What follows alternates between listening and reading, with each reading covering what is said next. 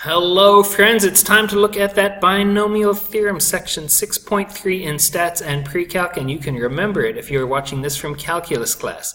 This is all good. First example is to expand x plus y to the fifth power. So you're remembering my binomial theorem. I'm going to look at my Pascal's triangle and the fifth row, and you look at the fifth row and you find out that it is 1, 5, 10, 10, 5, 1. And now you work the powers of x's. The x's start at x to the fifth and work down x to the fourth, x to the third, x squared, x to the first, and x to the 0 power. And the y's work up. Y to the 0 power, y to the first, y to the second, y to the third, y to the fourth, y to the fifth, and all of these are added together.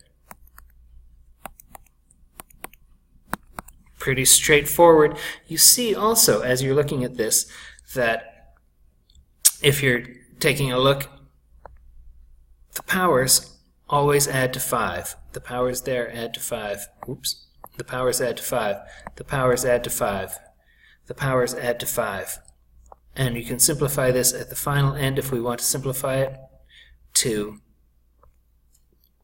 x to the fifth plus 5x to the fourth, y plus 10x cubed y squared plus 10x squared y cubed plus 5x y to the fourth and plus y to the fifth.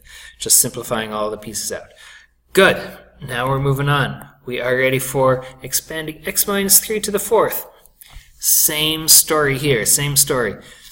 The first thing you do is the coefficients. And the coefficients of the fourth row are 1, 4, 6, 4, 1.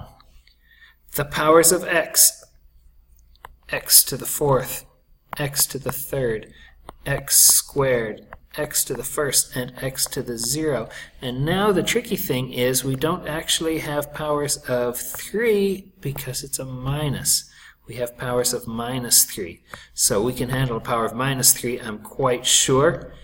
Powers of minus 3, that'd be minus 3 to the 0, minus 3 to the first, minus 3 to the second, minus 3 to the third, and minus 3 to the fourth. All of these added together again. And in order to simplify, we can do this. X to the fourth and 3 to the 0 is just 1. This is 4x cubed times minus 3 to the first. That's minus 3 times 4. It's a negative 12x cubed. Up in the next term, we've got a 6, and we've got a negative 3 squared. Negative 3 squared is 9. 6 times 9 is 54, so plus 54x squared.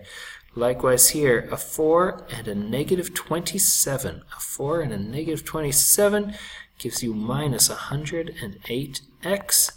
And here, 3 to the fourth is 81, and it'll be positive, so plus 81. There we go, a binomial theorem example with two variables, x squared, using x plus y to the fifth, and a binomial theorem example using a number.